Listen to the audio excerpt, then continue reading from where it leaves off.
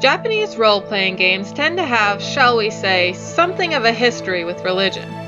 Sometimes they use fictional religions to call out the dangers of hierarchy and dogma divorced from the interests of believers. And sometimes they make their fictional religion's key figure into a name-swapped, alternate universe version of Jesus and turn him and his disciples into literal demons. In other words, while JRPGs love to make their heroes grapple with religion, it's rare that said grappling involves anything more sophisticated than a physical battle against the embodiment of religious corruption. This is particularly true when Christianity is involved.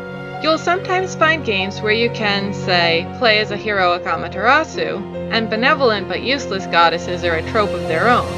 But as a general rule, the more a JRPG religion has in common with Christianity, or, more specifically, Catholicism, the more likely it is that you'll be fighting its primary deity by the end of the game.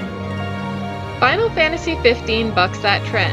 As I mentioned in my Piteous video, FF15's mythos changed a lot over the course of its development, and what stands out the most in that regard is the degree to which the game made itself more accessible to the culturally Christian West. You still fight gods, of course. What sort of RPG refuses to let you fight the most powerful beings in the universe? But such battles are tests of faith rather than acts of defiance. Instead of grappling with religious corruption, Noctis must grapple with the terrifying demands of his own faith and come to terms with the sacrifices demanded of the world's chosen savior. One of the most obvious examples of FF15's Western leanings can be seen in its naming conventions. Whenever the game requires a proper noun for an element of its mythos, it defaults to the Christian equivalent, though it sometimes sidesteps a reference that's too on the nose in favor of a plain English synonym. Of course, that doesn't mean that the game is never on the nose about these references. Calling your savior figure King of Kings and the Son is a pretty clear statement of intent, especially when some of his other titles aren't too far removed. Several other direct references, Covenant, Right, Ascension, and Providence, feel more pragmatic, because those words have implications that render further explanation largely unnecessary. You're making a pact with a god, or performing a religious ritual, or ascending to a higher plane of existence, or relying on divine power. That's about all you need to know.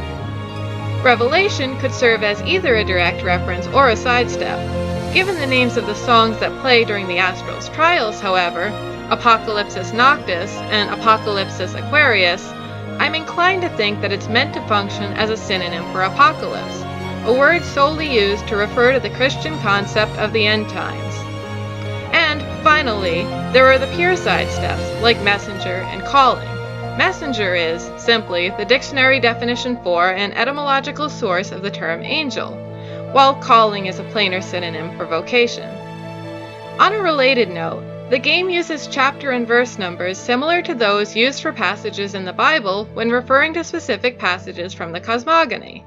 In light of all this, it's difficult to argue that it isn't seeking to use its terminology and formatting to create parallels in the minds of its players.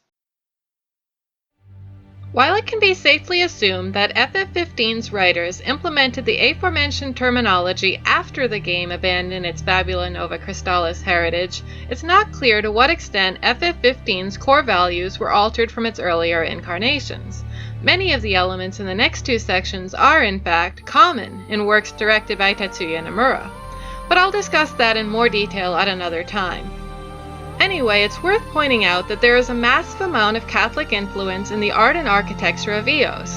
The paintings in the Citadel antechamber are clearly patterned after Italian Renaissance artwork commissioned by the church. Luna's speech takes place at an actual church, in more ways than one. Not only is the building referred to in-universe as a church, its visual design, especially in its first appearance during the Versus era, is a clear allusion to the Basilica di San Marco in Venice. And then there's the throne room. Its massive amount of open space, high columns with arches, regularly spaced statues, and domed ceiling, along with the heavily adorned raised platform on which its throne sits, evokes the image of a cathedral. That the throne itself eventually finds use as an altar of sacrifice drives that point home. Of course, FF15 doesn't just rely on terminology and visual allusions to make itself feel more familiar to Westerners. It incorporates our most formative narrative into its very heart by focusing on a protagonist who is, inarguably, a Christ figure. Now this in and of itself isn't particularly unusual. TV Trope's page on the Messianic archetype is 38 pages long after all. But FF15 isn't content with the standard chosen one whose arc includes death and rebirth implementation of that archetype. FF15 is interested in redemptive sacrifice, in a death which isn't so much a practical response to exigent circumstances as a necessary if enigmatic provision for the salvation of the world. And because FF15 is interested in redemptive sacrifice, it's driven to position its primary threat, the Star Scourge, as an analog for sin. The connection is readily apparent if you consider what we know about the Star Scourge.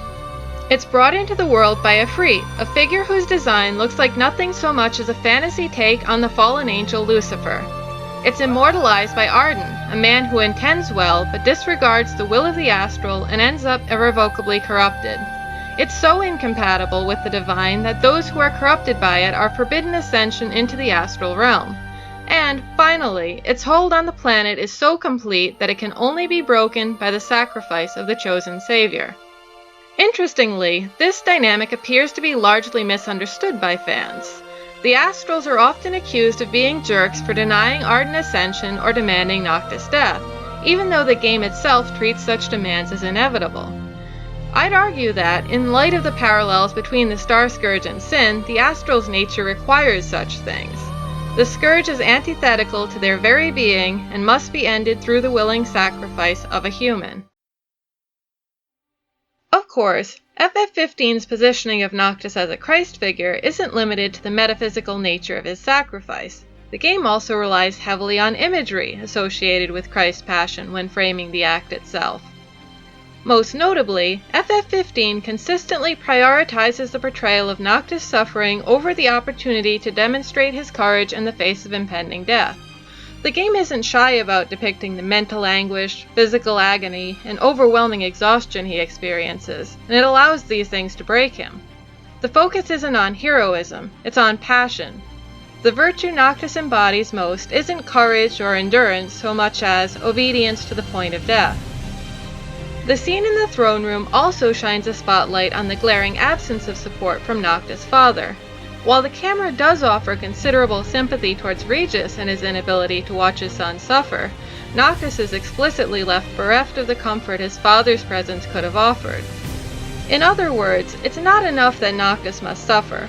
Noctis must suffer at his father's hands, deprived of his father's love. And while he might not ask Regis, "Why have you forsaken me?" his final words before his ascension, "Trust in me," are a desperate plea for his father's support. Noctis' final words, a declaration of victory just as death takes him, complete this parallel. It's finally over. It is finished. And the aftermath is, well, it's intentionally left open to interpretation. The game metatextually demands that the audience take its outcome on faith. On the other hand, what it does show is telling. It doesn't specifically suggest that Noctis is physically resurrected, but it does show him reigning on his throne as king, and, more intriguingly, as bridegroom. In essence, FF15, like the Bible, conflates salvation and sacrifice with matrimonial consummation. It's only in death that Noctis and Luna are wed. This imagery is particularly interesting because, in spite of its frequency in the Bible, it's rarely used in other stories that center on a self-sacrificing hero. Luna's own nature serves to extend this parallel further.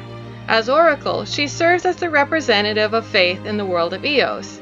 She's as close as the game can plausibly come to a representative of the Church, and the game's creators seem to have been well aware of that, given that one piece of concept art portrayed her in a costume that took clear inspiration from Catholic bishops and even the Pope.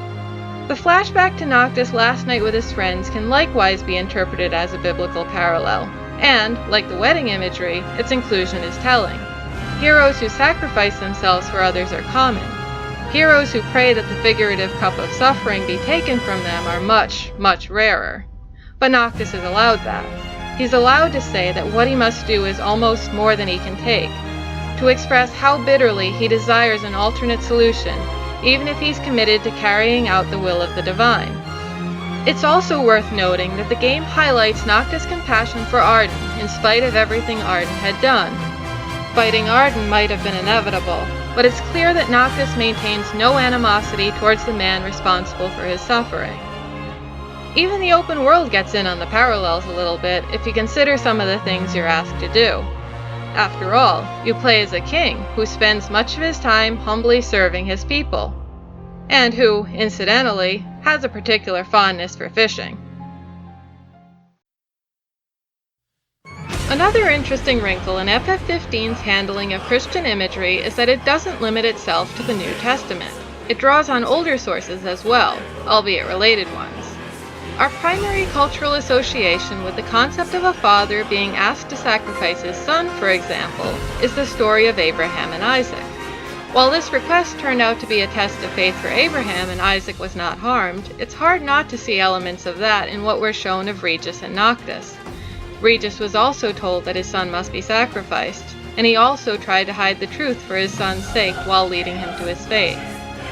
Another possible connection can be seen in Noctis' reluctance to take on his prescribed role and the manner in which he is pressured into accepting what he must do. Joseph Campbell might have made entering the belly of the whale into a bullet point in the standard hero's journey, but the Jonah parallels in Noctis' story run deeper than that. He is consumed by the crystal for the express purpose of changing his attitude and ensuring that he fulfills his destiny. And when his time in the crystal is complete, he is spit out in a tomb on a beach not far from where he needs to be. It's worth noting that both of these associations involve figures who are understood in Christianity to prefigure Jesus in various ways. They both also refer to instances of individuals who are forced to grapple with a faith that demands that they do things that they absolutely do not want to do.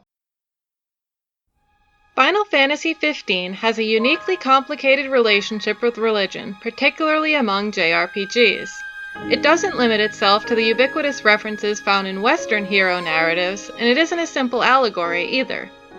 Instead, it uses its rather extraordinary amount of Christian imagery as a means by which to explore the struggles of an ordinary person confronted by the most extreme demands of his faith, while simultaneously affirming his ultimate obedience. And honestly, it's kind of refreshing to see a game handle that sort of content with such nuance.